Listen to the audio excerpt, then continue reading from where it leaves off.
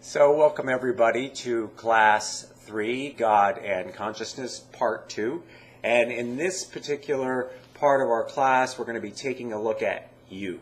And this part of the class, it's all about you. So we're going to be talking about the concept of I am and the power of those words, how those words form and shape your life, and what you are in this grand scheme of things when we talk about God and love and consciousness and mind and thought and all those things.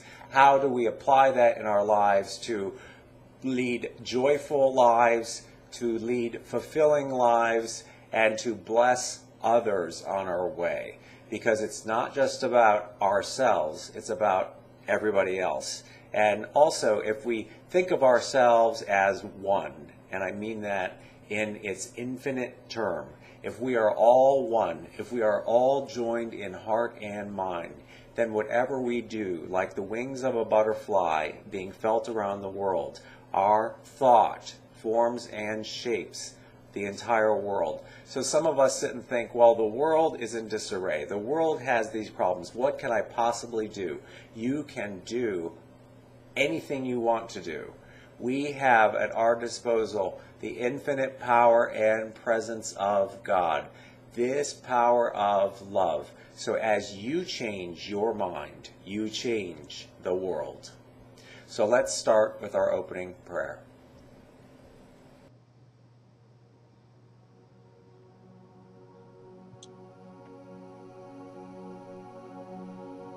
And so we begin Class 3, Part 2, God and Consciousness, with our opening prayer.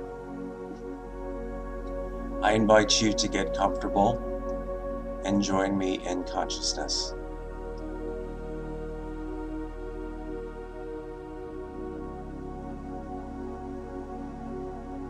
We accept, right here and right now, the all-impelling love of God, the agape love that provides us with every need, every desire, with the perfection of our being. This love is absolute, unconditional, warm and comforting. We are guided, guarded and directed by Spirit in action in our lives each and every day. We know that we are that light. We are that love and life. We are always led to our highest and greatest good as we accept and embody the infinitude of God. We are wonderful, perfect, whole and complete expressions of Spirit here on earth. We know it is our mission to spread this love, to be this love, and to accept this love into our hearts. As we align ourselves with the mind of God, we are striving ever to be the consciousness of the Christ, to be a blessing to the world. We declare right now that wherever we are, it's holy ground, that we are open and receptive to the living Spirit of truth, to new ideas and an expanded awareness of what God is and how Spirit works in our lives. We are so blessed, and we rejoice in this blessing with a great sense of thanksgiving. We release this prayer right now, knowing everything is done for us.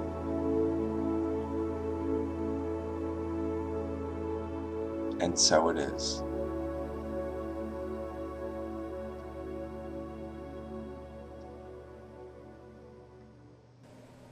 Okay, so We have prayed our way into part 2 of class 3, and let's move into the idea of I am.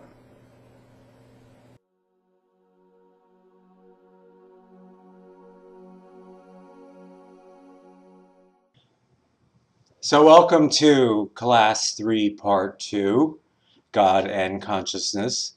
And I want to start with the concept of I am. Here we have a graphic of Moses in front of the burning bush from the Old Testament. And we're going to take a look at a passage from Exodus. And God said unto Moses, I am that I am. And he said, Thus shalt thou say unto the children of Israel, I am hath sent me unto you. So you can imagine in this story as Moses goes down the mountain and gives the Israelites the answer to his question, God, who are you? And he said, well, God said, I am that I am. And you can imagine the discontent with that answer. It is a little vague, but it says it all, basically. I am that I am. I am whatever it is that you say I am.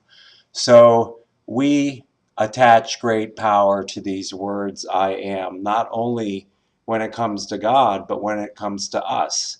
So in our contemplation of God as I am and ourselves as I am, what do we attach the words I am? We want to recognize the spiritual power that they have for us in our lives and part of the creative process, and what the power of the word does as it is attached to these words, I am. So I want to just throw this in to the mix here. This is the statement, I am that I am. And I often recommend to students, if you're looking for a way to connect or contemplate the presence of God and your place in it, that you use this phrase, I am that I am, and take it into contemplation and do it as rotation in contemplation, emphasizing each word in order. I am that I am. I am that I am. I am that I am. I am that I am. I am that I am. And as you take those into contemplation and think upon each phrase and what it means to you, I think that you'll see the different meanings and absorb what that means in your relationship with God and the concept of I amness. I amness as the Spirit of God and the I amness of you. So, the power of I am. I am is one of the most powerful phrases in spiritual prayer, meditation, and even in your daily life. What do you attach to I am? Are you attaching things that diminish your spiritual nature, or are you attaching things to it that glorify your spiritual nature? I am beautiful. I am valuable. I am blessed. I am creative. I am loving. I am loved. And so as we use these words of the power of I am, we always want to think of the very, very root of this, and that is that I am divine.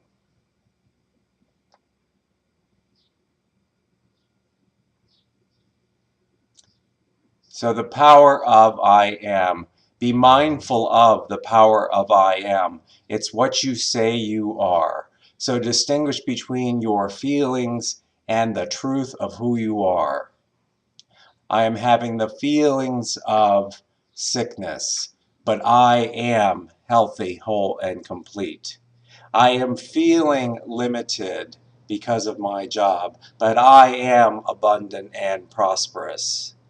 I am feeling unappreciated, but I am loved and loving. So we use the power of I am to affirm and declare and know spiritual truth, spiritual principle about ourselves and about others. And these words have great power. These words have healed thousands. These words have mended the consciousness of many who are in pain and suffering.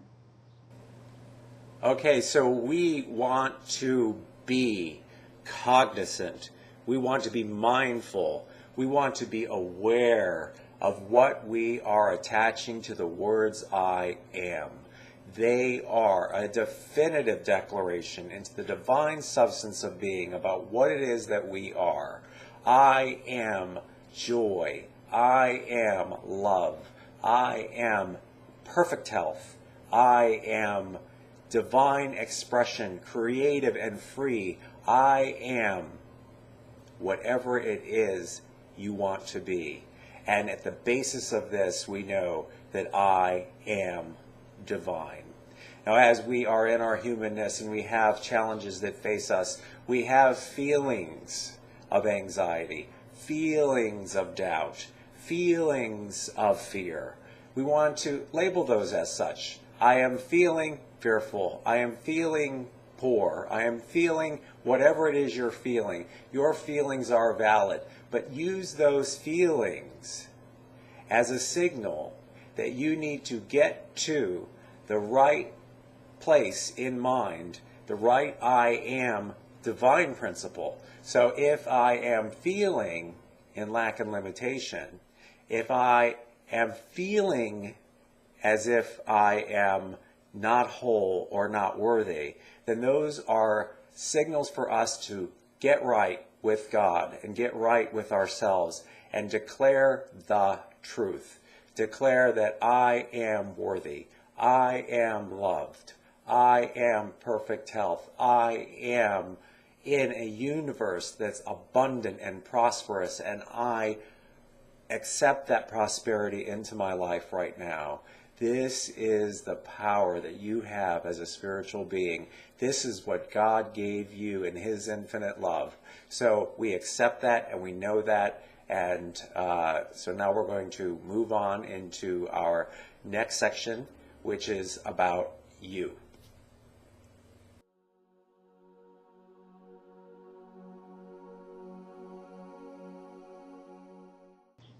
Okay, so it's all about you. It's all about who you are in the place of God, who you are as this wonderful thing. So let's take a look at Meister Eckhart. Who was he? Why is he important to us? If you have been around these teachings for a while, you certainly have heard his name floating around. So Meister Eckhart. Meister Eckhart lived from 1260 to about 1327 or 28, was one of the greatest German mystics. A Dominican preacher, he taught that as a soul, we are a spark of God, and that we are to retreat from the world and practice inner contemplation in order to reunite this spark with God. Originally admired for his uncommon views, he was later accused of heresy and was made to recant many of his teachings.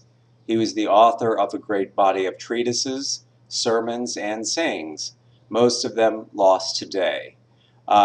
We have most of them lost today, but certainly there are out there books about and containing some of the teachings, at least, of Meister Eckhart.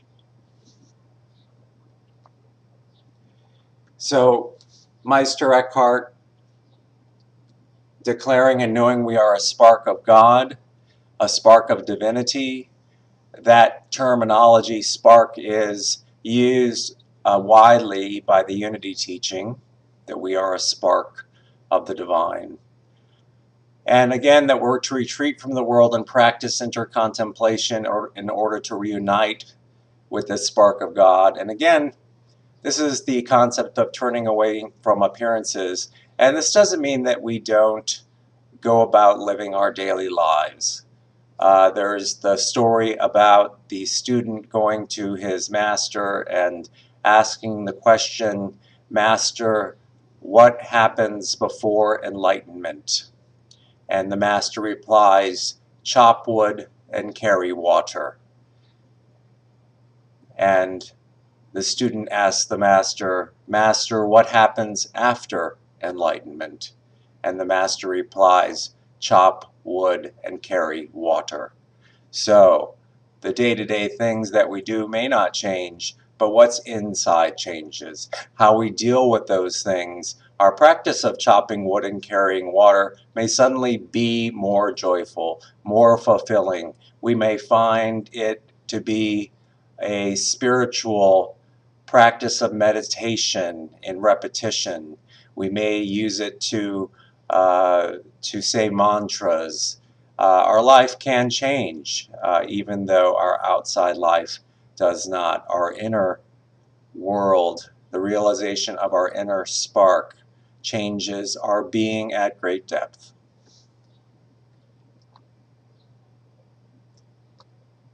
So Meister Eckhart said, "When I preach, I usually speak of detachment and say that a man should be empty of self in all things. And secondly, that he should be reconstructed in the simple good that God is. And thirdly, that he should consider the great aristocracy which God has set up in the soul, such that by means of it man may wonderfully attain to God. And fourthly, of the purity of the divine nature. The ground of God and the ground of the human soul are the same. Thus God, or union with God, is to be sought within oneself. Here occurs the birth of God's Son in the soul." So the first part, the emptying of self and all things, and he is speaking of detachment. But again, we are reaching within to our reality, capital R, as the source of all things that come into being. And so when we're emptying ourself, we're emptying ourself, small s. We're emptying our ego self and attaching to our spiritual self, or our integrated being. The second part, that we should be reconstructed in the simple good that God is. And I think it's important here to just realize this isn't rocket science, really. We are not looking for a very complicated and complex concept of God and ourselves. God is love. And the very simple new covenant that Jesus in the New Testament said, basically, everything that came before, forget it. This is what you need to know. Love God and love one another. So that's it. We are to practice love and understand love with the God of our understanding, and then extend that love to the world around us. It's that simple. I love this part where he says the great aristocracy which God set up in your soul. And the concept of an aristocracy or royalty or kinghood or queenhood, or the ability to rule. We rule through the power of our mind, through the power and the presence of the kingdom of God that is within us. And through this, we may attain to God wonderfully. We may use the power and presence of God to be godly. The fourth part, the purity of the divine nature. That the nature of the divine is pure in its essence. The all-impelling love of God in the universe is simple. It is the affirmation of life, the affirmation of harmony. And any diversion from that is a diversion in our collective or individual consciousness. This last part here is where we can see Meister Eckhart perhaps got himself into some trouble and stirred things up in terms of him being called a heretic, because he is saying the birth of God's Son in the soul. So we are here saying that we can be, and I'll use a fundamental term, born again. We can be born again in our acknowledgement and our recognition of the Christhood or Buddha nature of ourselves. That this thing is already a part of us. And as we unify with God and we seek God within ourselves, we are transformed. A birth happens. This is the birth of the divine sonship within ourselves. And so here we are definitely seeing Jesus, the Buddha, other enlightened masters as our great examples, not our great exceptions. And we are realizing that we too are sons and daughters of God.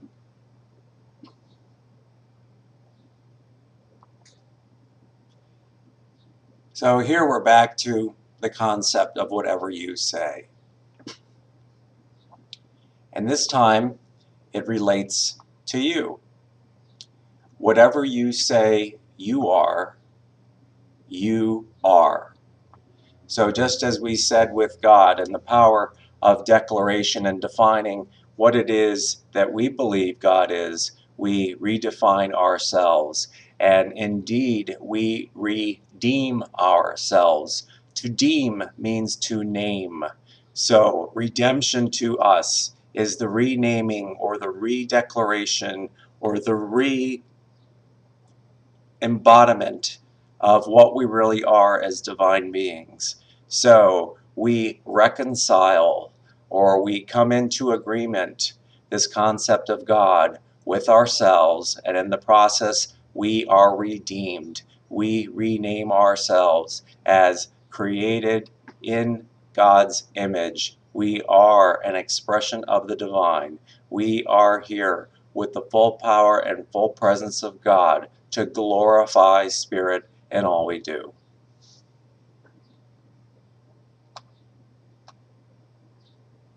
So let's take a look at the concept of Christ consciousness.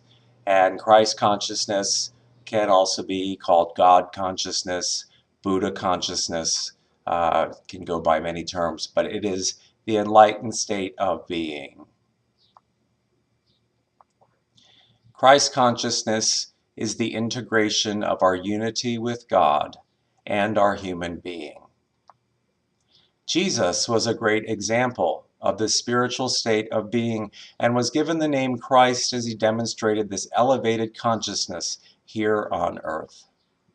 This way of being is available to anyone regardless of race, color, creed, or orientation.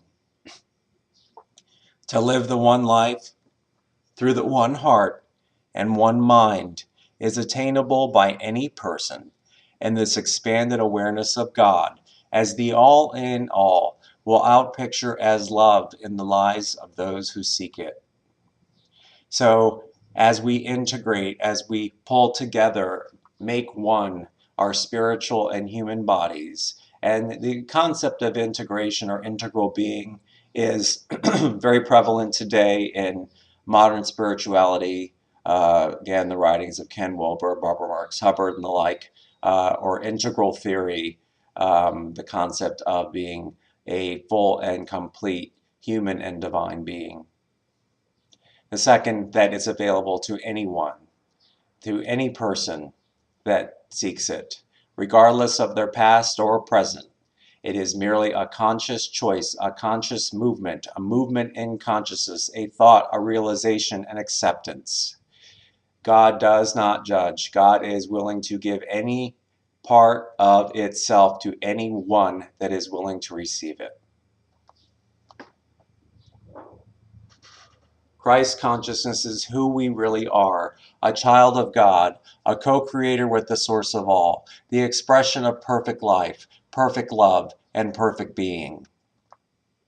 Christ consciousness is our next step in human planetary evolution. Our physical transformation is virtually complete, and now the growth of a new way of being is upon us. In the state of Christ consciousness, we recognize all paths to God as a way, every major religious tradition, and those that are delightful mixtures of spiritual truth, such as New Thought, have inherent in them the character of Christhood.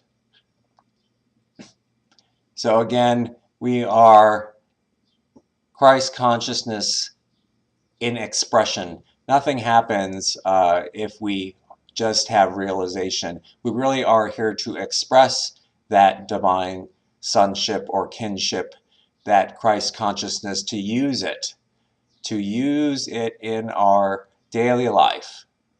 Only in that way are we glorifying our very being.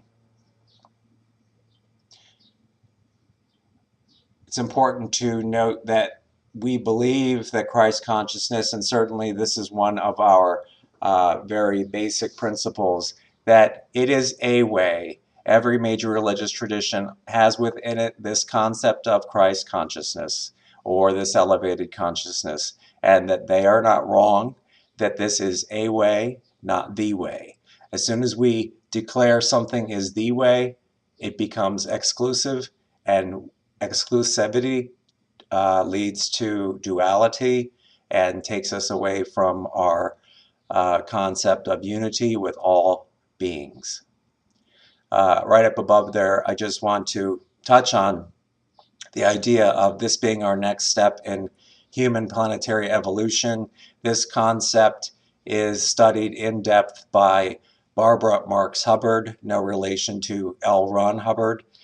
She has done extensive work and writing in this concept of human planetary evolution and conscious evolution.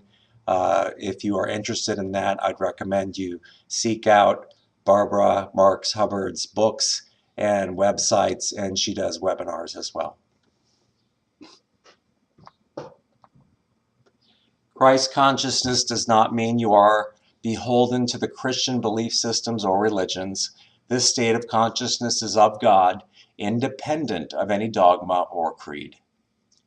As we consciously choose Christ, Buddha, or God consciousness, we become the personification of agape love and glorify God in our thought, word, and deed. We recognize and honor all traditions as a way, seeing all within the oneness of spirit. Seeing anything as the way only separates us from the consciousness of the Christ, attaching to effect and not the source of all. So again, this is independent of Christian belief systems. It is a spiritual concept, not a spiritual dogma or a spiritual creed. It is a spiritual idea, and all ideas reside in the mind of God, in the infinite. In this place of Christ, Buddha, or God consciousness, we are the personification of agape love. And this, again, is what we talked about in part 1 of this class, that this is the love side of love and law. We are love in action. Okay, so we've taken a look at the idea of Christ consciousness, what that means, how we can elevate ourselves, our thinking, to the idea of oneness, and how Jesus, with the consciousness of the Christ, Buddha with the consciousness of the Christ, or Buddha consciousness, and how we can try to always elevate our consciousness to the one, to the all in all, to the absolute nature of God. And in that place we have unlimited power and potential. So this is a place that we want to strive to be, to connect with our heart center, to get into that place of unity with God. And however you do that, for some people it's prayer, some people it's meditation, some people it's music, some people it's gardening. Whatever it is that does it for you, do it, because that's where you want to be to live your life. So now we're going to take a look at a little scientific take on consciousness and look at what's called the scales of consciousness, how this has been explored and proven and actually measured in the scientific world. And it's important to us. Wayne Dyer himself has said this concept is one of the most important things he's discovered. It certainly is something that I find not only fascinating, but very, very important. It actually proves to us that the power of love is more powerful, is more impactful than anything unlike it. That the power of hate or the force of someone's will upon you can indeed be overcome by love. Love overcomes all things. Love is of God, and as we raise our consciousness to that place of infinite oneness and love, we are in spiritual power.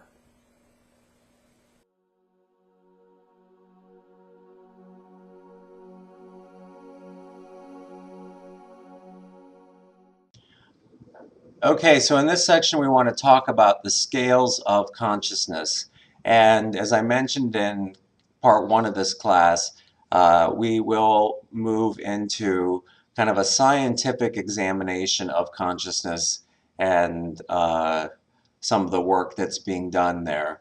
But I first want to just pop this quote up from Albert Einstein. "Science without religion is lame. Religion without science is blind." So again, we substitute spirituality. So spirituality without science is blind. We cannot ignore any expression in the outside world, science certainly being one of them. And we use it and look to it for support of our spiritual belief systems. Science and religion walked hand in hand, and that fell out of fashion for a couple thousand years. And so we certainly in New Thought are bridging that gap, rekindling that relationship.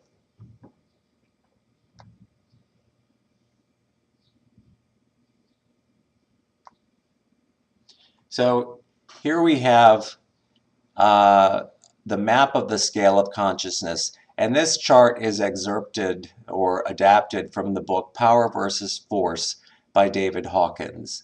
And Dr. Hawkins has done a lot of study on consciousness scientifically.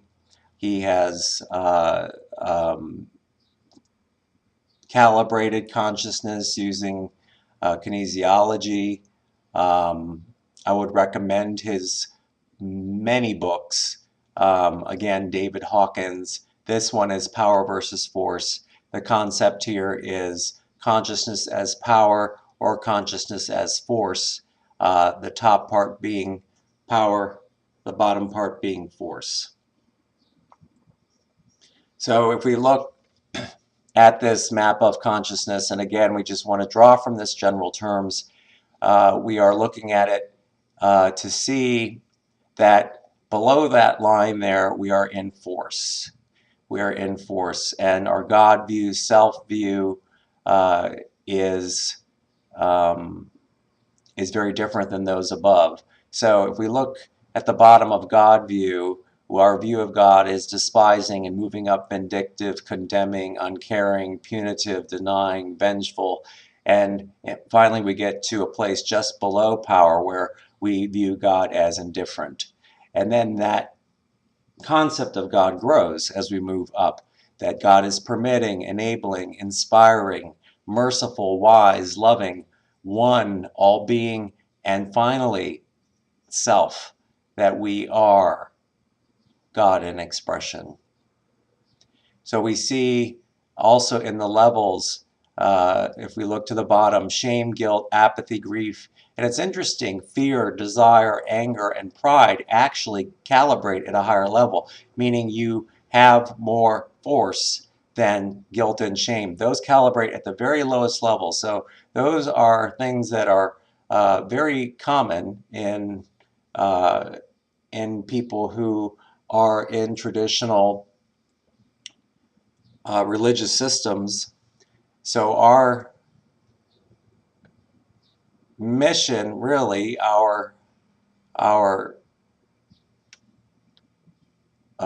thrust is to raise your idea of yourself up to the top in power, to acceptance, love, joy, peace, and to enlightenment. And that is not a place that most people will get to on a permanent basis, but we can certainly have moments. So I just want to point this out to show you that these things that some people view as weak, uh, a self-view as complete, place in joy, that these calibrations, these log numbers up in the middle here, that they actually are tantamount to those below. These numbers aren't just gradations as they are stated. They are exponential, much like the degrees of an earthquake. A 2 is 10 times the power of a 1. So these numbers, as they move up, become exponentially greater. So this is what I said earlier when I said, but people in New Thought say, I have so many thoughts that are negative, so many thoughts of guilt and shame or fear, anxiety, anger, whatever it is.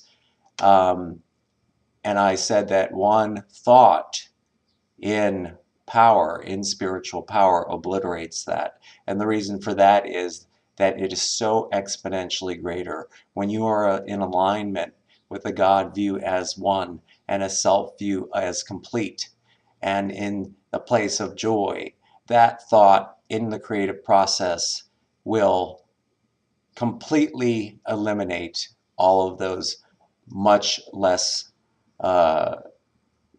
powerful, or I should say forceful, thoughts that are in your consciousness.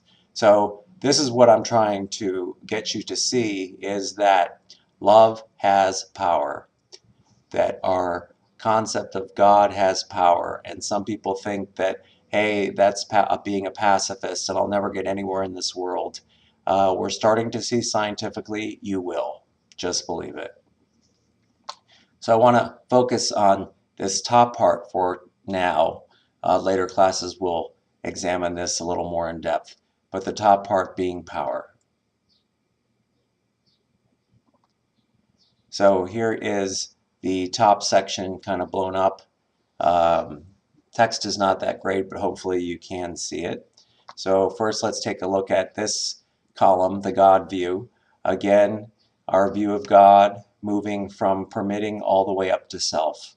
So we see that as we move up into the idea of oneness, into God being all being, and finally into God being the self, we are taking great leaps in consciousness and in our spiritual power. If we look at the column here called level, we are moving up in courage, willingness, acceptance, reason, love, joy, peace, and finally to enlightenment.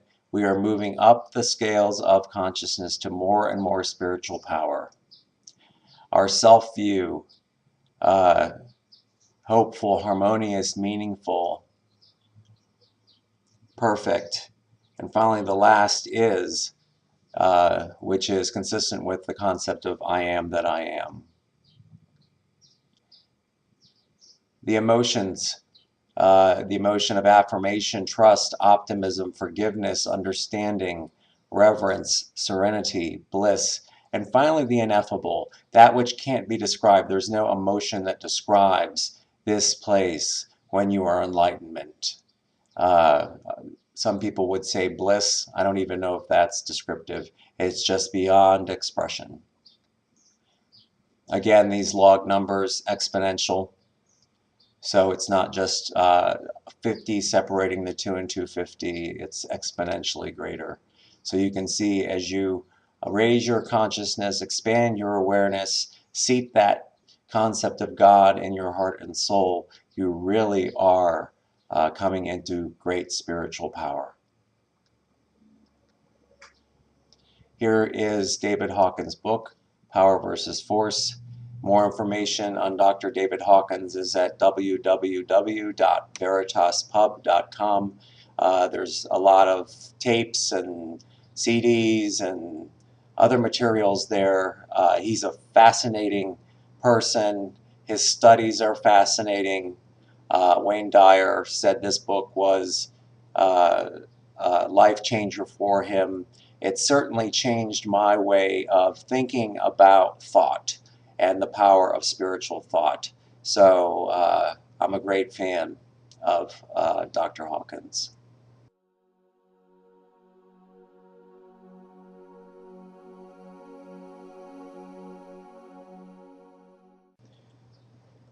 So now we're going to move into a greater look at the law of mind, and we're going to focus on the works of Thomas Troward.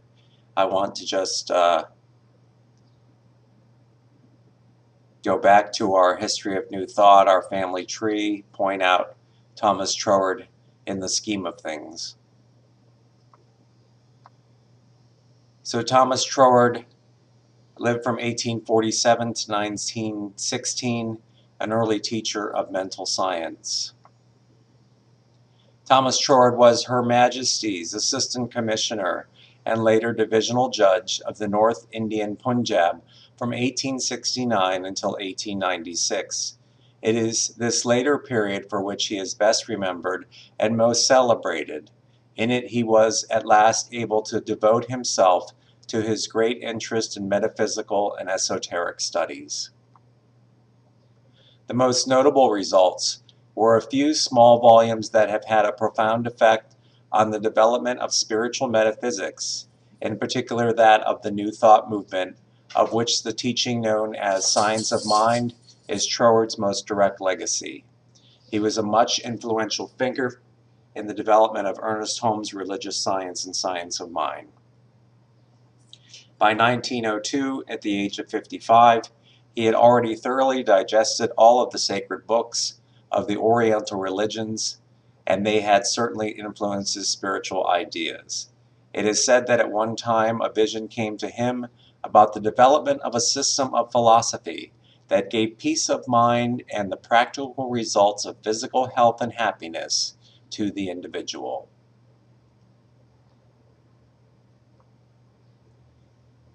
And here is a quote from Thomas Troward.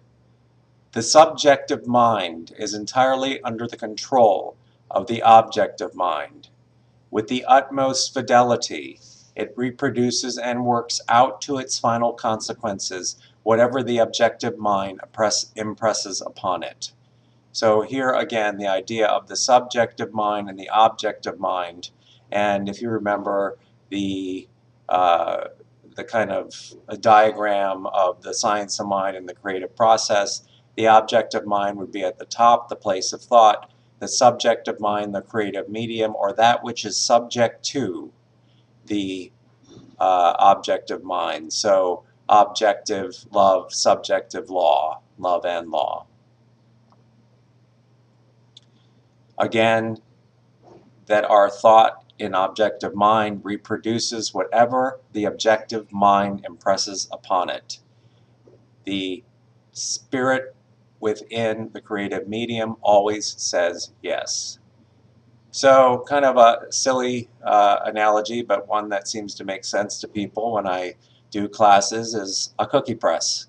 Whatever you put through that press, whatever the shape is, whatever the thought is, it reproduces exactly what's put into it.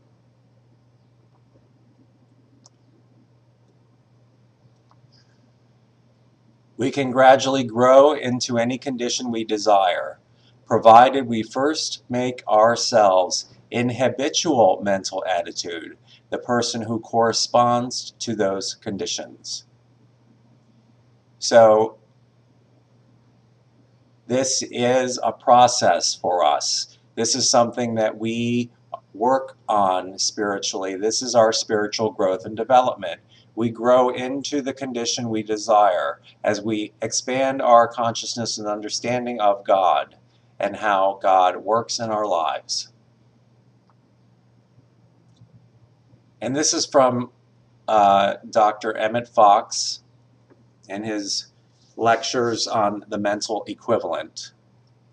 For anything that you want in your life, a healthy body, a satisfactory vocation, friends, opportunities, and above all, the understanding of God, you must first furnish a mental equivalent. Supply yourself with a mental equivalent, and the thing must come to you. Without a mental equivalent, it cannot come. As to the things in your life that you would like to be rid of, and everyone has such things in his or her life, whether physical, mental, or otherwise. If we rid our mind of the mental equivalent of them, they must go. So again, we are talking here about the concept that what we put in comes out, cause and effect, and he is calling this the mental equivalent. This is a term that we use in New Thought. What is your mental equivalent? Is your mental equivalent that of a perfect spiritual body, of abundance? What is it? If it's not, then your mental equivalent is something different, and you're going to express or manifest something in your life that is contrary to what it is that you desire. So again, the thing must come to you. Spirit always says yes. So what we're trying to do is to align ourselves with the spiritual idea, the spiritual body, and rid our mind of the mental equivalent of anything otherwise. So again, going back to our family tree, just to place Emmett Fox in it, you see Emmett Fox here below Troward, definitely obviously influenced by Troward, as is Ernest Holmes. So Ernest Holmes and Emmett Fox both using many of the terms and ideas of Thomas Troward as they were their students and integrating them into their own philosophies.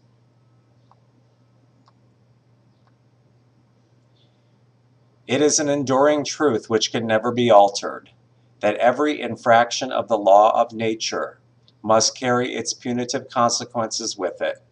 We can never get beyond that range of cause and effect.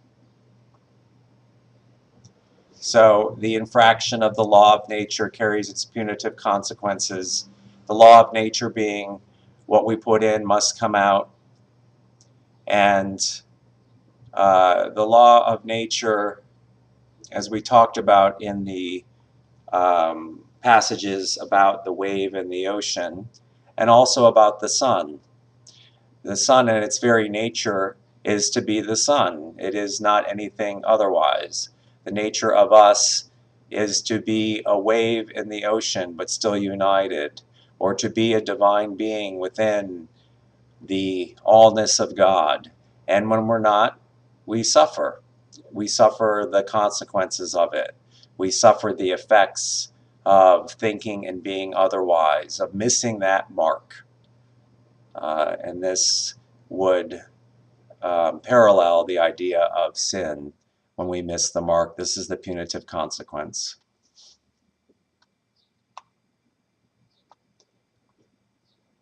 So again, getting back to the idea of cause and effect. What we think produces, it must. This is the law of mind. A thought becomes a thing. And these things are in God mind. When we put thoughts into God mind, we are putting into God mind spiritual ideals. So those spiritual ideals are always things that bring us love and joy, peace, etc. So when we are aligned with God mind, those thoughts produce things that bring us happiness and joy.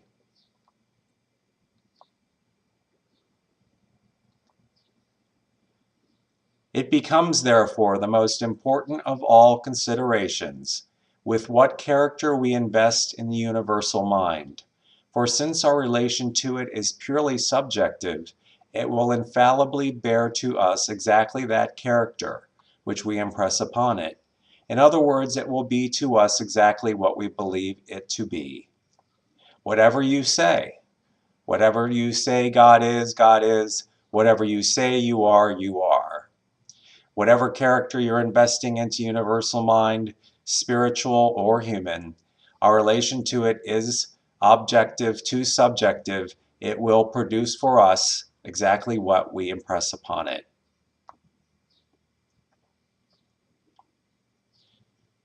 So, in this particular passage, we have the law of mind. What you see is what you get. What you envision, what you visualize, what you think, what you are or perceive yourself to be is what outpictures in your life.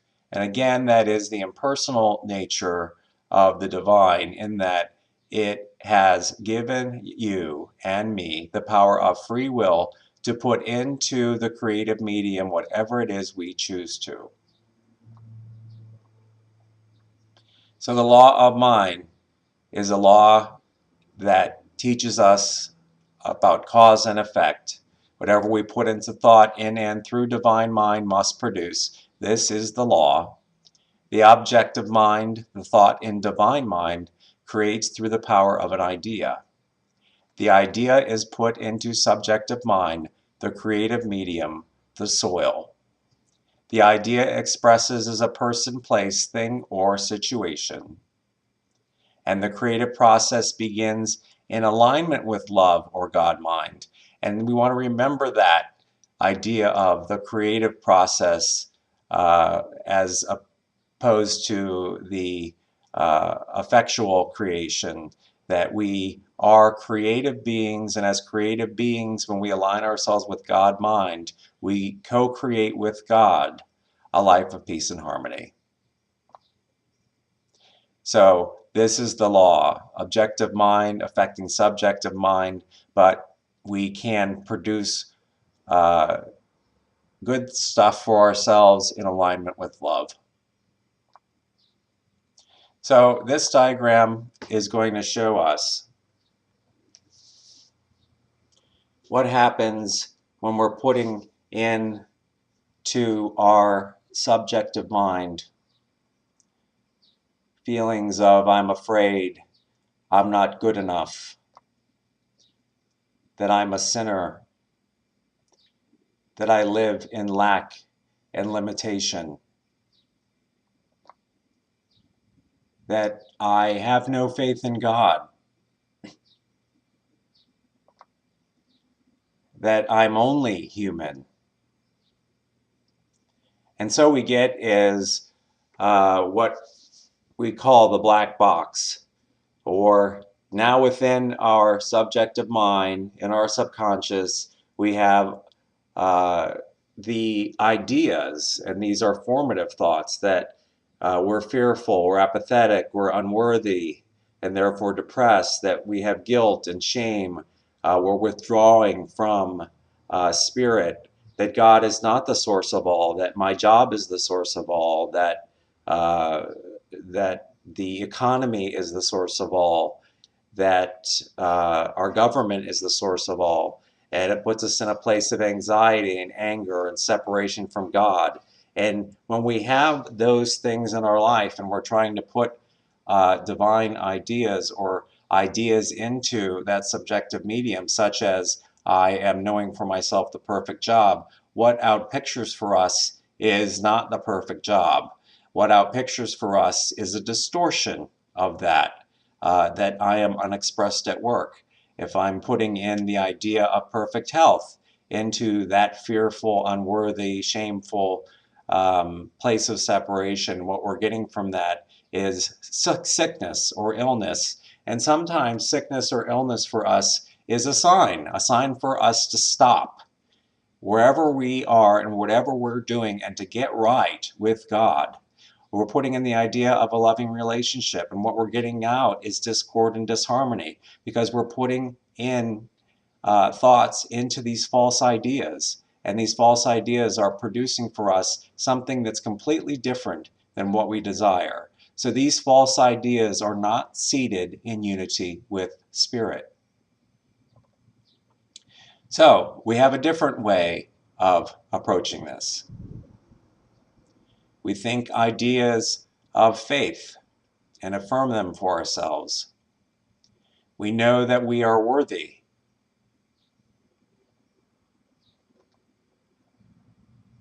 We realize, accept, and own the fact that we are divine.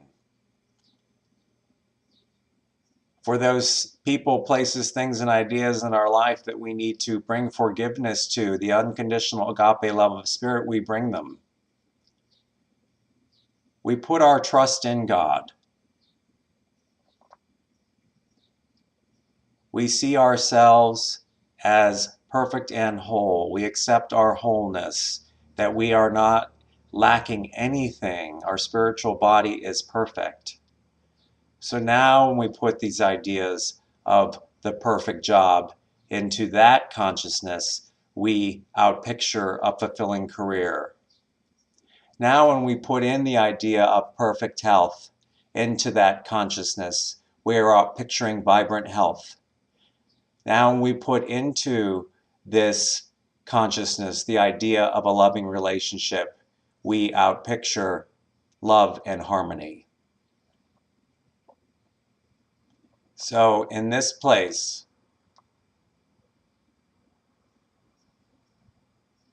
we are in a place of truth. We're in a place of truth about God and you, about who you are and what God is. And here you are seated in unity with Spirit. Okay, well, we just had a lot of Troward, I know. A lot of exploration of the idea of the law of mind, but it's very important. It is kind of one of our main principles in New Thoughts. We want to understand it, what it means. It gets a little particular at points, but again, the idea is for you to, at this point, just let what settles in settle in. As we move forward in Cornerstone classes, we'll explore these concepts again. And as we know, repetition is one of the greatest forms of learning. So while it may seem that we're repeating ourselves at times, it's because we receive things at a deeper and deeper level. We get what we need now. The rest settles in later. I don't want you to worry about getting it all now. It's really just about letting it come to you in its natural and divine right order. And everything will be made clear to you in time. So just absorb these concepts in what you can take in right now and integrate them. And hopefully what they're starting to do for you is to get your awareness to grow, to get you thinking about God, to get you thinking about yourself, and in the process, moving into a greater spiritual awakening, moving into a new idea of who you are and what God is, and how your life can be different. Because this is not just new thought, this is new you.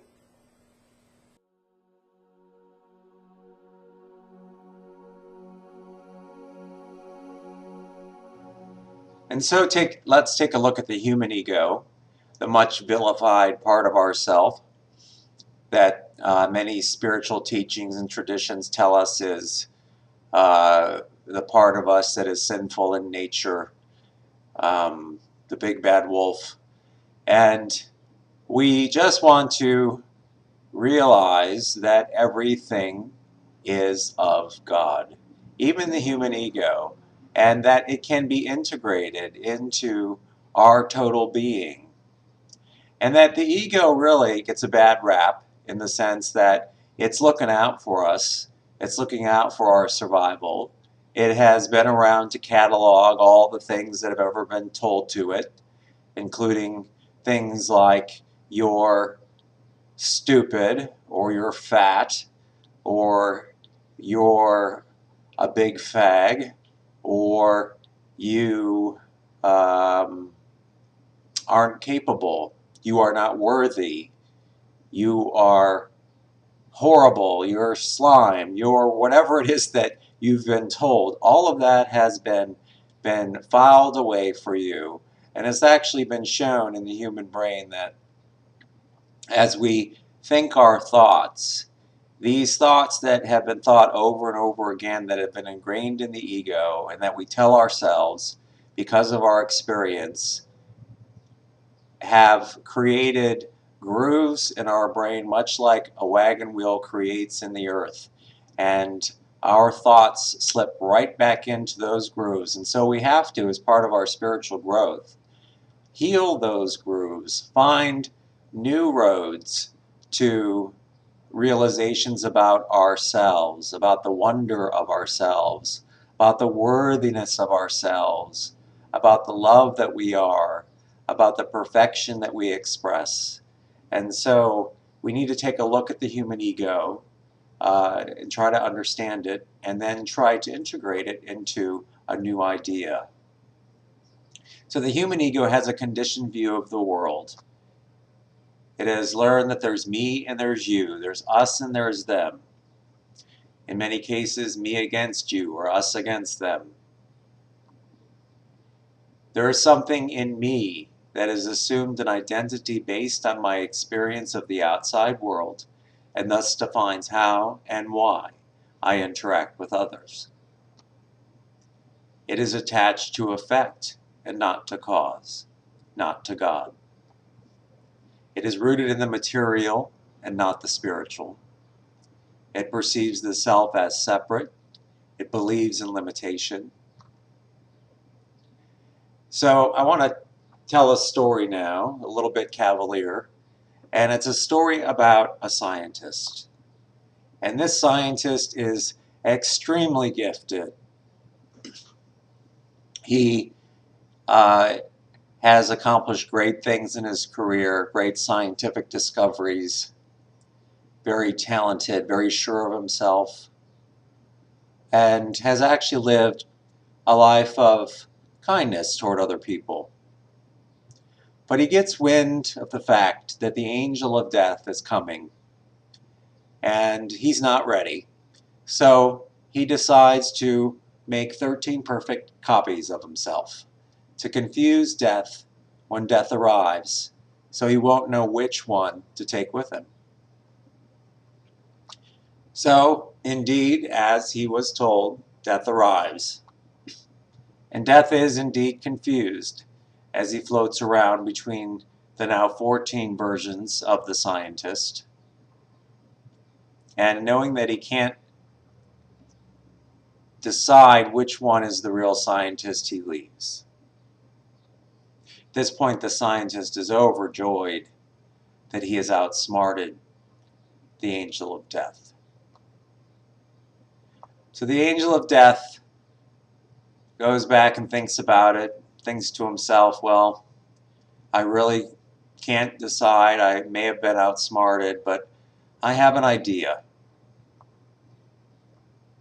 So the angel of death comes back to the one scientist and 13 copies and says to them all, "Oh, great scientist, you are indeed so talented. You are, I think, the best scientist on earth. But I see one little flaw." At that point, the real scientist jumps up and down. He's so upset. He says, "Wait a minute. You told me I'm the greatest scientist on earth." Well, that's all that Death needed to know. Death comes to the real scientist, grabs him, and takes him away. So what is our lesson here? That the divine giveth perfection, and the ego taketh away. So let's take a look at the spiritual ego. What does that mean? The spiritual ego has an unconditioned view of God and the world. It sees me and you. It sees that we are all one. I perceive myself and others as one life, one love, one heart, joined together by universal spirit. I'm attached to cause and not to effect. The spiritual ego is rooted in the spiritual and not the material. And it perceives itself as one, believes God is the source of all life, abundance, and love. So this is the integrated ego, one that is both spiritual and worldly. And this is much like the butterfly, our spiritual self, as we go through our spiritual awakening. And if we look at the cycle of the butterfly from the egg to the caterpillar to the chrysalis to the adult butterfly, that egg becomes a caterpillar. And as that caterpillar enters the chrysalis, it goes through a complete chemical transformation.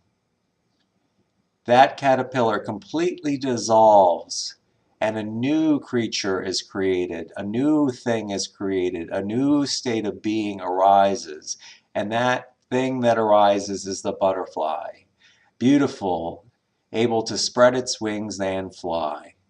And so we see ourselves as we undergo our spiritual awakening and go through our spiritual transformation, that sometimes our transformation is complete.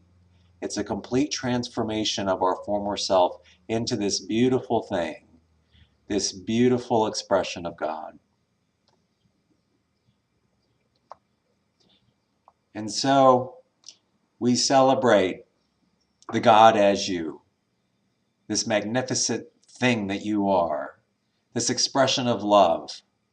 And we jump for joy and we embrace all of the things that we are as children of God. And in so doing, we also realize and celebrate the God as us. Just as we see the infinite nature of our being, our oneness with God, we extend that vision, we extend that heart out to the rest of the world, and we celebrate together.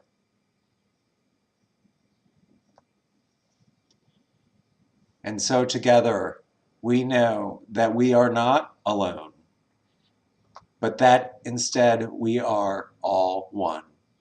We are all one heart, one mind, unified in the body of God. Okay, so we've just taken a look at the ego, and now we know that that big bad ego doesn't have to be killed. We don't have to rid ourselves of this thing called the ego. We vilified it. Certainly many traditions and many self-help books have vilified this ego as something that we need to just dispense with. But the truth is we can't live without our ego. We need to have our ego. So the best thing we can do with all things in our life, because we know that everything is of God, is to bless it, understand it, and integrate it into our spiritual being. And as we do that, we realize and see the spiritual ego and what a gift it is to us. And that the ego, even though it exists and sometimes leads us in different directions or directions that aren't necessarily in alignment with our God self, they are there always for us to be learning experiences. When something comes to us and we say, hey, I could have handled that better, I wasn't really the best spiritual being I could have been, then we take that as an opportunity. This is a journey that we're on. Although we know we are perfect in the mind of God, in our humanness sometimes we make mistakes, and that's okay. What we need to do is to forgive ourselves, to realize our divine potential, to see our God self, and to move forward and know that next time when that opportunity or that challenge arises, we can make a different decision. We can choose to be a different expression of God. And so we want to embrace our ego with open arms and say, we love you and you are part of our spiritual self, and this is part of who we are and what we want to be. So now let's just take a brief look at what's coming up in the next class.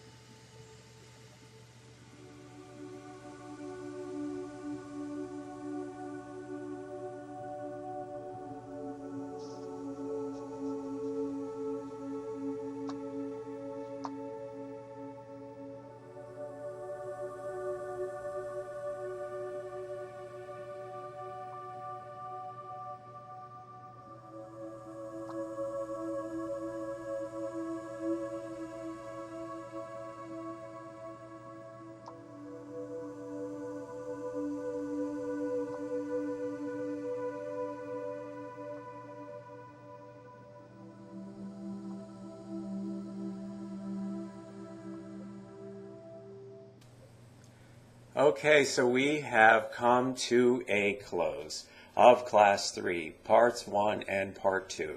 And we've taken a look at God, we've taken a look at consciousness and thought, and the different types of love, and our spiritual self and who we are, and we have looked at our spiritual ego, we've explored metaphysical principles like the law of mind, and so we have gained a lot of ground in this class. We've covered a lot of things, and it's been my pleasure and my joy to share this with you. And now let's settle down for our closing prayer.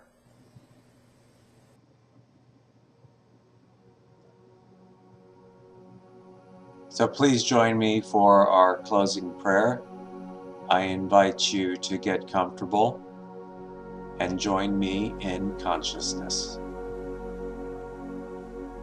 There is one power, one creative intelligence, one divine presence that we call God. It is this presence that supports, sustains, and animates us in its expression of life. The universal principle of truth is spirit as us. We know the principle of truth is that which is and always will be, moving in and out of form to our delight. This truth makes itself known by always revealing the highest and best according to our level of understanding and acceptance. Truth is what is. It is not debatable, it cannot be damaged or destroyed, and continues to withstand the test of time. No matter the difficulty or challenge, we know the ultimate outcome is always in alignment with truth. We now surrender all opinions, preconceived ideas, and apparent challenges to the principle of truth, God, and we know the healing has begun. We meet with love at every turn and are prospered in all things good. We rejoice in truth. We celebrate the I am immersed in principle. We let it be. And so it is.